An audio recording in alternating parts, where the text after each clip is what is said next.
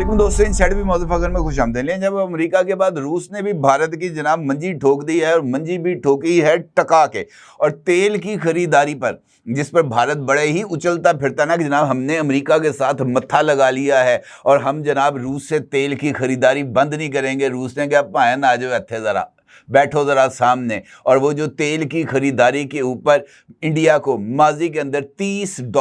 पर बैरल की रियायत दी जाती थी, उसमें अब 87% 87% की कमी कर दी है। ये जो दौरे करते फिरते थे ना, कभी अजीत दोवल, कभी जनाब जयशंकर, हालिया दिनों में विजिट किया ना जयशंकर ने, वहाँ पर उन्होंने हाथ पैर जोड़े सरगई लारोफ के और व्लादिमीर पुतिन के कि जनाब वो जो रियायत आप हमें माजी में दे रहे थे वो रियायत अल्लाह का वास्ता है कि बहाल कर दें। पुतिन साहब ने कहा नहीं जनाब, हमारी मुश्किलात में बहुत ज़्यादा इजाफा है, यूक्रेन की जंग के ऊपर बड़े हैवी किस्म के एक्सपेंडिचर्स हो रहे हैं। ऐसी सूरत हाल में अब माजी वाली जो रियायतों वाला चक्कर है वो नहीं चलेगा, और वो जो रियायत जो माजी में $30 पर बैरल मिलती थी अब उसको कम करके 5% कर दिया गया है, यानी तकरीबन $3.85 पर बैरल की अब रियायत मिलेगी इंडिया को। तो इसका मतलब ये है कि इंडिया के लिए इस वक्त सिचुएशन वो बहुत ही ज़्यादा ख़राब है। आगे अमेरिका खड़ा है जो ना सिर्फ टैरिफ के चक्कर के अंदर मज़ीद पाबंदियाँ आयद करने के लिए मौके की ताक में है, दूसरी जानिब रूस जिसकी वजह से इंडिया ने अपनी मईशत को मजबूत किया था, रूस भी अब इंडिया से फासला इख्तियार करता चला जा रहा है। तो ऐसी सूरत हाल में इंडिया की तरफ से एक और नया कार्ड खेला गया है और इसके लिए ईरानी गवर्नमेंट के साथ राब्ता करने का फैसला किया गया है ताकि ईरान से सस्ता तेल खरीदा जा सके और रूस के ऊपर डिपेंडेंसी को कम किया जा सके। लेकिन यह सवाल बहुत ही ज़्यादा अहमियत का हामिल है कि तेहरान का दिल्ली को इस ख्वाहिश पर जवाब क्या होगा, क्योंकि तेहरान ने अभी हालिया 12 दिन की ईरान इसराइल जंग के दौरान रॉ का जो असल रूप है वो ना सिर्फ देख लिया बल्कि इस बात का भी अंदाज़ा लगा लिया कि इसराइल और इंडिया किस तरह मिलकर ईरान को जो है वो नुकसान पहुंचाने के चक्कर में तो ये सूरत हाल इंडिया के लिए ज़रा और भी गंभीर हो गई है। इस सारी सूरत हाल पर बात करते हैं और इंडिया को ये जो ताज़ा तरीन रूस की तरफ से ये जो धचका लगा है इसके असरात का भी जायज़ा लेते हैं और इन तमाम वजूहात को देखते हैं जो इस वक्त इंडिया को दरपेश हैं। अर्ज़ ये है कि अब से 3 दिन बाद यानी 27 अगस्त को बाज़ाब्ता तौर पर इंडिया पर अमेरिकन टैरिफ इम्पोज कर दिया जाएगा, 50% टैरिफ इम्पोज कर दिया जाएगा। इंपॉर्टेंट बात यह है कि इस टैरिफ को इम्पोज करने से पहले अमेरिका का एक ट्रेड डेलीगेशन उसने इंडिया आना था और इंडिया आकर ट्रेड डील के ऊपर इंडिया के साथ बातचीत करनी थी। लेकिन इस दौरे के आगाज से पहले अचानक अमेरिका की तरफ से ट्रेड डील के लिए ट्रेड डेलीगेशन को इंडिया भेजने से इनकार कर दिया गया और ये जो ट्रेड डायलॉग था इसको मनसूख कर दिया गया। इसके बाद डोनाल्ड ट्रंप की तरफ से इस बात का वाज़ेह तौर पर इशारा दिया गया कि अमेरिका की तरफ से इंडिया पर रूस से तेल की खरीदारी पर जो टैरिफ है या जो जुर्माना है उसमें मजीद इजाफा किया जाएगा और 80% का जो इशारा है वो सामने आया। उसके बाद वाइट हाउस में जो अमेरिकन प्रेसिडेंट हैं उनके जो मुशीर हैं उनकी तरफ से एक स्टेटमेंट सामने आई जिसमें वाज़ेह तौर पर इस बात का इजहार किया गया कि इंडिया जो है वो रूस से सस्ता तेल खरीदता है, उसको रिफाइन करता है और ओपन मार्केट में महंगे दामों बेचता है और इस चक्कर के अंदर इंडिया सालाना बुनियादों पर 18 से 20 बिलियन डॉलर का प्रॉफिट कमा रहा है। और ये जो है ना ये धोखाधड़ी के मुतरादिफ है और अमेरिका ये चाहता है कि इंडिया जो है वो रूस से तेल की खरीदारी को बंद कर दे, वरना उसके खिलाफ मज़ीद इक़दामात किए जाएंगे। इसके साथ साथ व्हाइट हाउस की प्रेस सेक्रेटरी कैरोलिन ल्यूट ने 19 अगस्त को एक मीडिया ब्रीफिंग में वाज़े तौर पर इस बात का इजहार किया था कि इंडिया पर मजीद टैरिफ इम्पोज किया जाएगा। उसके साथ अमरीकी वजीर खजाना स्कॉट बेसेंट ने मंगल को ही इंडिया पर रूसी तेल की दोबारा फरोख्त के जरिए मुनाफाखोरी का एक मरतबा फिर इल्ज़ाम लगाया। यानी अमरीका और भारत इस मरतबा एक दूसरे के आमने सामने खड़े हैं, और वो अमरीका जिसने माजी में इंडिया को चाइना के खिलाफ भरपूर सपोर्ट एक्सटेंड करते हुए उसकी मईशत को मजबूत करने के लिए भरपूर सरमायाकारी की थी, अब जनाब जो है उसी सरमायाकारी के तहत इंडिया की मईशत को तबाह बर्बाद डेड इकोनॉमी करने के ऊपर तुला बैठा है। तो रास्ता क्या था इंडिया के पास? रास्ता यह था कि वो रूस की तरफ दोबारा रुजू करते और रूस को अपने साथ इंगेज करते, ये कहते हुए कि जनाब हमने आपसे तेल खरीदा, तेल की खरीदारी के चक्कर में अब जो है वो अमेरिका इंडिया के ऊपर दबाव डाल रहा है कि हम आपसे तेल ना खरीदें, तो हमारी जो डूबती हुई मईशत है उसको आप बचाएं। इस चक्कर में सबसे पहले अजीत डोवल ने दौरा किया मॉस्को का, और वहां पर उन्होंने मुख्तलिफ लीडरान जो रशियन लीडरान थे उनके साथ मुलाकात की। लेकिन ब्रिक्स के मामले में डॉलर के मुकाबले में ब्रिक्स की नई करेंसी पर इंडिया की तरफ से वोट ना मिलने पर ये जो रशिया और चाइना ये दोनों इंडिया से नाराज थे, लिहाजा अजीत डोवल का दौरा कुछ ज़्यादा कामयाब नहीं हो सका। उसके बाद सुब्रमण्यम जयशंकर ने मॉस्को का दौरा किया और परसों उन्होंने सरगेई लारोफ के साथ एक मुश्तरका प्रेस कॉन्फ्रेंस भी की, और उन्होंने इस बात का जो है वाज़े तौर पर इशारा दिया कि रूस से तेल खरीदने के चक्कर में इंडिया जो है वो अमेरिका के लिए तख्ता मश्क था। उनकी ख्वाहिश ये थी कि व्लादिमीर पुतिन जो हैं वो इंडिया की सपोर्ट में खुलकर सामने आए, लेकिन पुतिन साहब जो है वो तो ज़्यादा सियाने आदमी हैं, वो रशियन मफादात से एक कदम पीछे नहीं हटते। उल्टा ये कि इंडिया के साथ वो इजहार यकजहती करते हुए इंडिया को तेल की एक्सपोर्ट के अंदर कुछ मज़ीद रिलैक्सेशंस देते, लेकिन जो पहले दी जा रही थी रिलैक्सेशंस उसमें भी कमी कर दी गई। इंडिया में जो रूस के सफ़ीर हैं उन्होंने भी एक मीडिया ब्रीफिंग की और उन्होंने इस बात का इजहार किया कि इंडिया को 5% जो है वो रियायती नरखों पर तेल मिलेगा। इम्पॉर्टेंट बात यह है कि इससे पहले इंडिया को जो तेल की रियायत थी वो तकरीबन $30 पर बैरल मिलती थी रशिया की तरफ से, लेकिन उसके बाद अब जब ये सारी सूरत हाल सामने आई है तो रशिया ने भी एकदम से इंडिया के हवाले से अपनी पॉलिसी के अंदर तब्दीली की है, ख़ास तौर पर ऑपरेशन सिंदूर के बाद। अब ताज़ा तरीन सूरत हाल में जो नई डेवलपमेंट्स आई हैं उसके मुताबिक जो इंडिया है वो 2024 और 2025 तक इसने जो रशिया है उससे तकरीबन 20 lakh litre oil per day procure किया खरीदा है। अब ये वाले जो 7 महीने हैं 2025 के अब तक, उसमें से रूस से 18.3 मिलियन टन क्रूड ऑयल दरामद किया गया है, जो कि इसकी मजमूई तेल की दरामदात का तकरीबन 42% बनता है। इससे पहले जो रियायत मिलती थी इंडिया के लिए वो $30 पर बैरल थी, जिसको अब कम कर दिया गया है और अब इंडिया को खाम तेल पर तकरीबन 5% की रियायत मिलेगी। 5%, जो कि इंडिया के लिए पीनट से भी कम वैल्यू रखता है, क्योंकि 5% कम कीमत के ऊपर तो किसी और जगह से भी इंडिया अगर मिन्नत तरला करे तो उसको ऑयल मिल सकता है। लेकिन अब चूंकि अमेरिका के साथ हाइप इतनी ज़्यादा इंडिया ने क्रिएट कर ली है कि दीगर ममालिक अब इंडिया को रियायती निरखों पर तेल देने के लिए 100 मरतबा सोचेंगे कि हम इसको रियायती निरखों पर तेल दें तो कहीं ट्रंप हमारे पीछे ना पड़ जाए। लिहाजा इंडिया के लिए तेल की रियायती निरखों या डफर पेमेंट्स के ऊपर जो खरीदारी का ऑप्शन है वो कतई तौर पर हो गया है ख़त्म। अब इसका मतलब ये है कि 5% की रियायत वो तकरीबन $3 के करीब बनती है, या 3 जो है वो 3.5 जो डॉलर है वो पर बैरल बनती है, और 86.67% जो रियायत रूस की तरफ से इंडिया को मिलती थी वो विदड्रॉ कर ली गई है। तो अब इंडिया के पास ऑप्शन क्या है? देखें, जिस तरीके से मैंने आपसे गुजारिश की क्या हालिया ये जो पाक भारत जंग थी उसमें जिस तरीके से इंडिया ने अमेरिका के साथ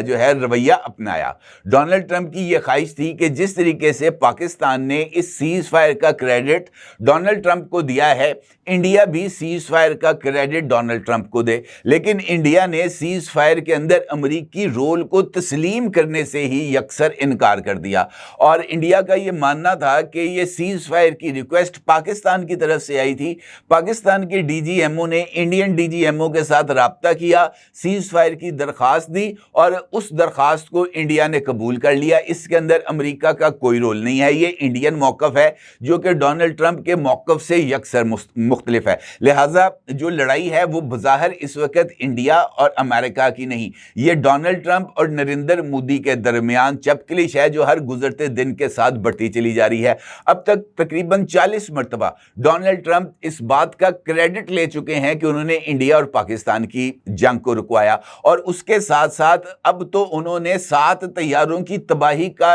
एतराफ़ भी कर लिया है कि 7 तैयारे तबाह हुए। उसके साथ साथ इंडिया को उन्होंने एक डेड इकोनॉमी करार देते हुए उसकी मईशत के ऊपर एक कारी वार करते हुए ना सिर्फ 50% टैरिफ इम्पोज कर दिया है बल्कि आईफोन के जो मालिक हैं टिम कुक, उनको भी मना कर दिया है कि उन्होंने इंडिया में वो जो $500 बिलियन की इन्वेस्टमेंट करनी थी और इंडिया के अंदर उन्होंने आईफोन का प्लांट लगाना था, उससे भी उनको रोक दिया है और इंडिया के अंदर जो इन्वेस्टमेंट आ रही थी एप्पल कंपनी की तरफ से वो अब ख़त्म हो गई है। उसकी बजाय एप्पल कंपनी ने अब अमेरिका के अंदर ही एक नया प्लांट लगाने का ऐलान किया है और एप्पल की मैन्युफैक्चरिंग आईफोन या एप्पल कंप्यूटर्स की अब जो है वो अमेरिका के अंदर ही होगी, क्योंकि जंगल में रहकर जो है वो शेर से बैठ तो नहीं लिया जा सकता। अब आईफोन अगर इंडिया में बनाएगा, इंडिया से बनाकर वो अमेरिका में भेजेगा तो उसके ऊपर 50% टैरिफ लगेगा। 50% टैरिफ का मतलब ये है कि आईफोन जो इंडिया में बनेगा वो अमेरिका की मंडी के अंदर ज़्यादा महंगा होगा और उसके साथ साथ जो आईफोन अमेरिका में बनेगा उसके ऊपर भी जो है वो टैरिफ डोनाल्ड ट्रंप आयद कर देंगे, तो आईफोन का तो जो है वो कहानी ख़त्म हो जाएगी। लिहाजा अमेरिका का रवैया अब ना सिर्फ मज़ीद सख्त होता चला जा रहा है बल्कि रूस की तरफ से भी जिस तरह की हमायत इंडिया को चाहिए थी, रूस ने उस तरह की हमायत नहीं की। व्लादिमीर पुतिन अपने जो मकासद हैं उसके अंदर बड़े क्लियर हैं। वो ये जो दबाव है इंडिया पर अमेरिका का, वो उसको अपने लिए तो इनकैश कर सकते हैं लेकिन किसी तरीके से इंडिया को इस हवाले से रिलीफ नहीं दे सकते, क्योंकि उन्होंने अपने लिए जिन चीज़ों को तय किया है वो उससे पीछे हटने के लिए तैयार नहीं। अभी रिसेंटली अलास्का के अंदर जो डायलॉग हुआ व्लादिमीर पुतिन और डोनाल्ड ट्रंप का, उसके दरमियान में ये बात तय हुई कि जनाब दोनों फरीक दोबारा मिलेंगे और फिर ज़ेलेंस्की को और यूरोपीय यूनियन को जो ट्रंप हैं उन्होंने वाइट हाउस में बुलाया और इस ख्वाहिश का इजहार किया कि ये एक दफ़ा फिर मुज़ाकरात होंगे। लेकिन अब